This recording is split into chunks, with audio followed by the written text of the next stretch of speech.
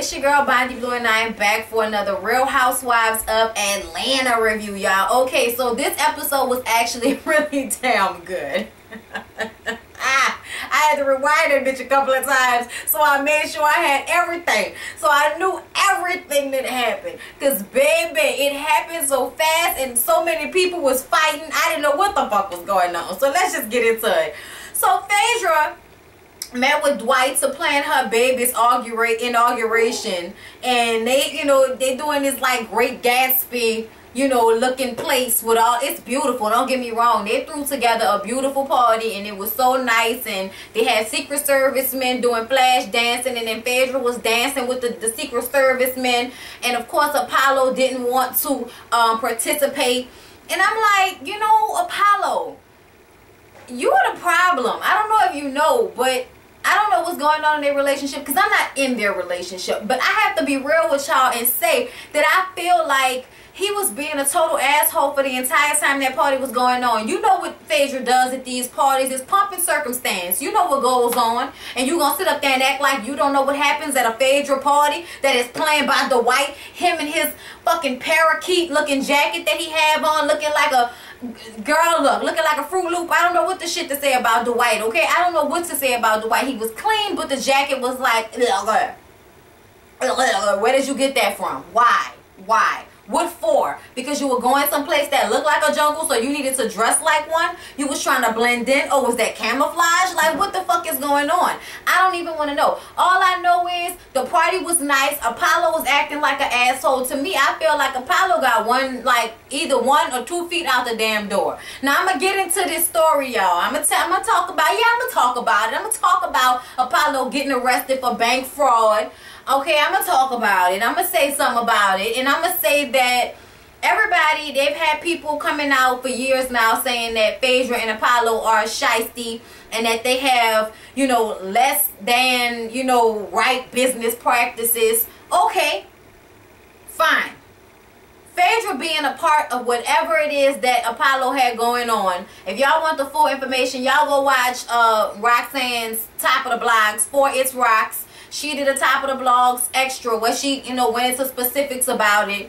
And she actually looked at a real news source and not a blog to find out everything that went down. So if y'all want the logistics, y'all go see her. I'm just saying basically what happened. He went to jail for basically creating fake identities, and then using those fake identities to get like money and shit like that, to start businesses, get money, start bank accounts, deposit fake checks, and then get the money basically. So they was doing some ridiculous stuff. Now here's my point and where I get aggravated. You are on television. Did you really think that nobody was gonna find out? That's where it becomes like, no, really? Are you serious right now? You've got to be kidding me. Really? Really? That's what you really did? Really? Really? You really was still doing it after you had an 18-year sentence and got out in 5 years, okay? Protecting your little pretty light-skinned ass for 5 years. Get out. Your wife got money. Y'all popping. Y'all famous right now. Y'all on a hit television show. And you have the audacity to still be doing the same dumb shit like people aren't digging into your past just so they can have a story about you? Really? And I can't believe that Phaedra don't have nothing to do with it, because I think that Phaedra's smart. I do think that Phaedra's smart. And I do think that she's shiesty, and I do think that she does less than good business practices. As a lawyer who hasn't been a practicing lawyer since Bobby Brown was getting out of jail, okay? And Bobby Brown has been out of jail for a nice little while now, okay? I'm just so aggravated with the story, because it's like, why can't, out of all the franchises, the black one be the one that don't have legal issues? And you seriously, Apollo? Seriously? And then after this episode, seriously, Apollo? Seriously? She should divorce your ass. She should divorce you and find her a nice new rich husband to help raise her children, and leave your little ass wherever you gonna be at, because you fucking up. You were supposed to run that damn mortuary business and go legit and make y'all life easy and simple. But no, you gotta prove you a man and you can get your own money and be out here doing illegal shit when your wife is making legit money. If that's what it is, if Phaedra is not really in it. Now, if Phaedra, if you in it, what the fuck were you thinking? And that's all I have to say. I'm whatever. Cynthia tells Peter about what happened, that Candy said that she knew some of his past. I can't stand the way she explained it to him though, because the way she explained it to him was as if that Candy was hinting that he might be being, you know, cheating on her or being infidelitous, which we already think he's doing because he ain't getting the pussy from Cynthia, so he gotta get it from somebody. So Cynthia, put your little relationship issues that you having on you and Peter, and don't be trying to put it on Candy. I don't think Candy said that as trying to be cold or trying to be mean. I don't think that's what Candy was trying to do at all. I just don't. The way she was saying it was like, I know things from Peter's past, because didn't Peter ask her out at one point? Didn't he? I'm just asking. Like, wasn't it Peter that asked Candy out at one point and she was like, no, they never went out, but he did ask her out? I can't remember. I don't know. Everybody was hoeing around in Atlanta in the 90s, okay? All I'm saying is, it's obvious that everybody has a past. I don't really feel like she was being, you know, like she was trying to make a stab at Cynthia. But I do feel like if she was trying to make a stab at Cynthia, Cynthia, suck it the fuck up. Because this is your fault that all this is going on. Because you opened your mouth, okay? When you was at your anniversary, you didn't have to say nothing that was told to you at that anniversary to them girls. But you did because you wanted to be messy and you wanted to start drama. And goddamn it, I love you for it. But don't be sitting up here trying to act like you self-righteous and you ain't have a hand in what the fuck went down. Okay? Thank you very much. Peter, you shouldn't have had nothing to say about it because Candy is a woman. Why do you men always feel the need to address these females like y'all about to do something? Peter, you ain't have no reason to address Candy because you know very well that your ass was a hoe. You know very well that you on your way to cheating on Cynthia right now. So you calm your ass down because you know good and goddamn well that if you was cheating on her, it wouldn't be far-fetched. It wouldn't be far-fetched at all because you've been complaining this whole season about the lack thereof vagina that you getting at home. So trust and believe, if whacking it off has gotten boring already, you done already slipped out on Cynthia and she just don't know. Anyway, moving along. I'm reading everybody and it's gotta be said. Kenya, baby, let me tell you something. You sitting up there tearing up in that doctor's office like you didn't know that it was gonna be hard for you to get pregnant being 45 years old. Girl, go sit down in the corner and play with somebody else's emotions, okay? I'm not about to go here with you with all of this crying and shit, and then as soon as you hear about a sperm bank, so you had no idea. You want to have kids, you 40-something years old, and you had no idea about artificial insemination? Really? You didn't know nothing about that. Girl, look, let me tell you something. I've been knowing about artificial insemination since I was in fucking middle school, okay? Get your life together, okay? You know why? Because I was a lesbian, okay? Because I was dating all women. And when you date all women, you see the future as in, how the hell am I going to get pregnant if I'm not jumping on anybody's penis? Well, you start thinking about stuff like that early on when you're a girl like me. So, yeah, I knew about it. Maybe a special case, but still, she should have knew.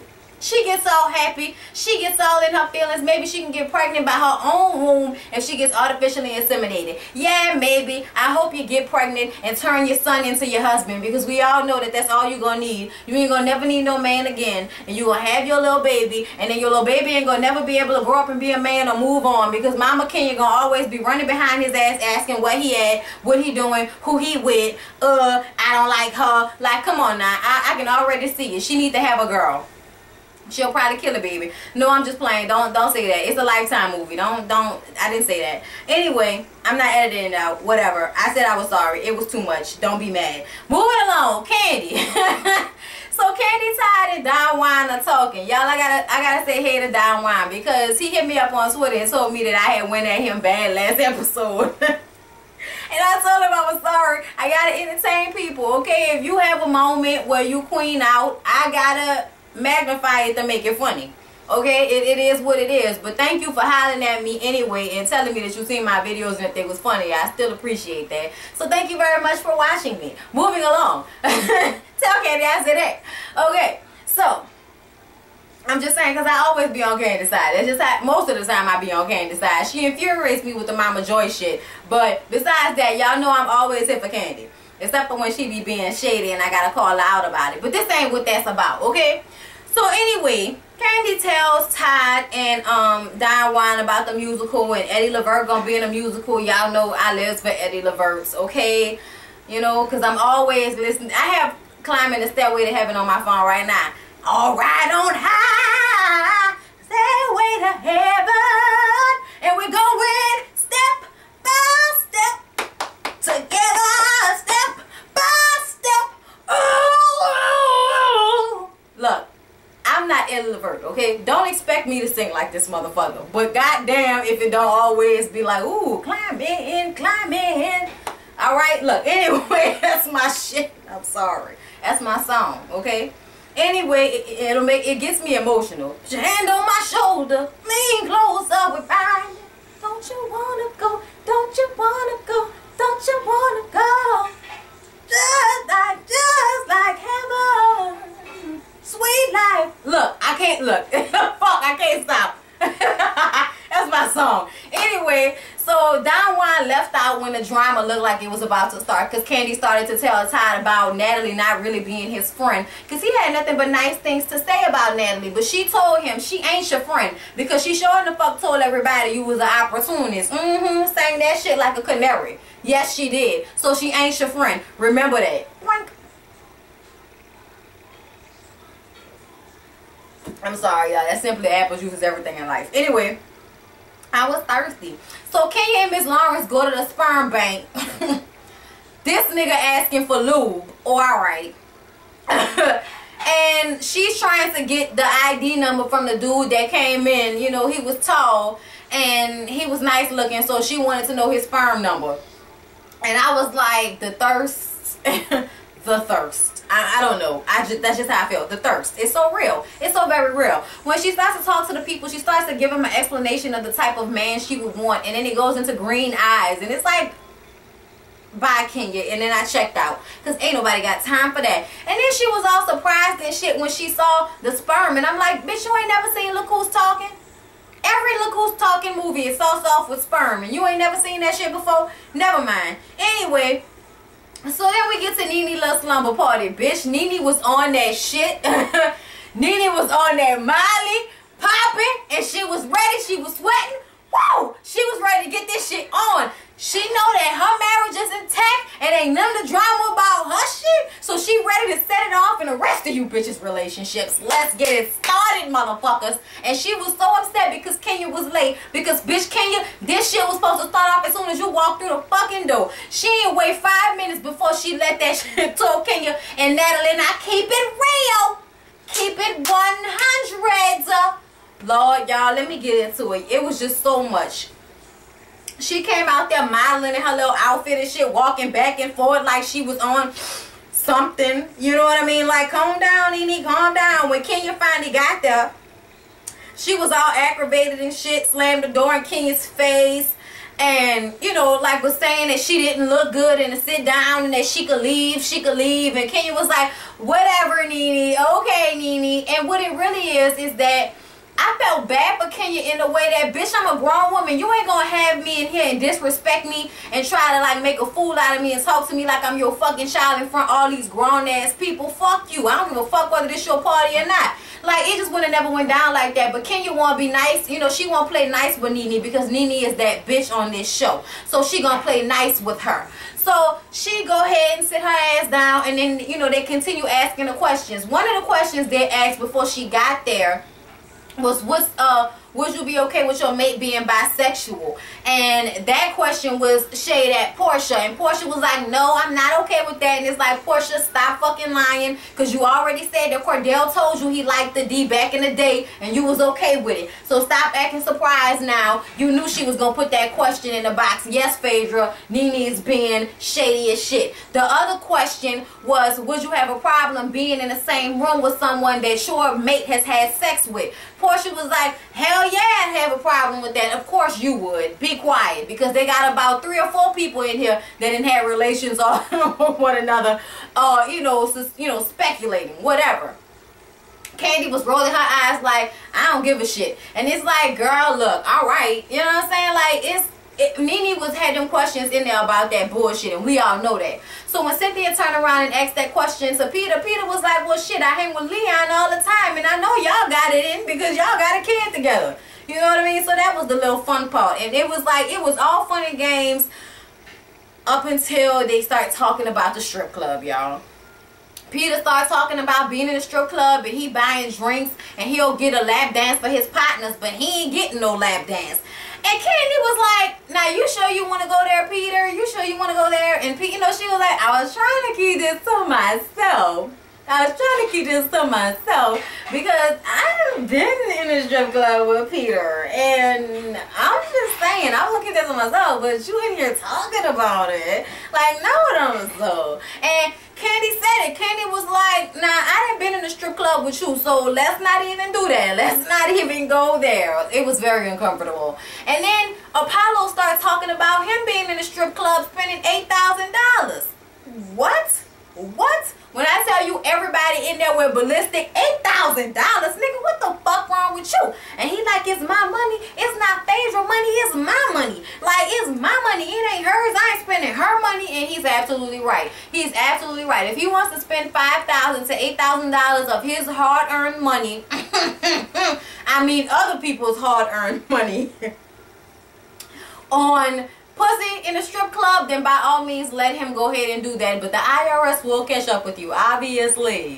The federally hood, the U.S. Marshal, them niggas. Like, just shut the fuck up, Apollo. Like, after watching it, like, knowing what happened, watching this episode, it's like, this nigga is stupid, okay? This nigga is stupid. Because you can tell all the animosity and anger he had this entire episode had to be doing with the fact that you feel intimidated by Phaedra more and more each day. Let's be real. She runs shit, she the richest, and it is what it is. Like, I feel bad for her, but then I don't, because it's like you feel emasculated, but you know who you got with. Don't feel emasculated, nah, nigga. Like, and why you out here doing, bro, I just can't even get into Apollo with this stupid shit. Like, cause y'all believe this. Oh my God.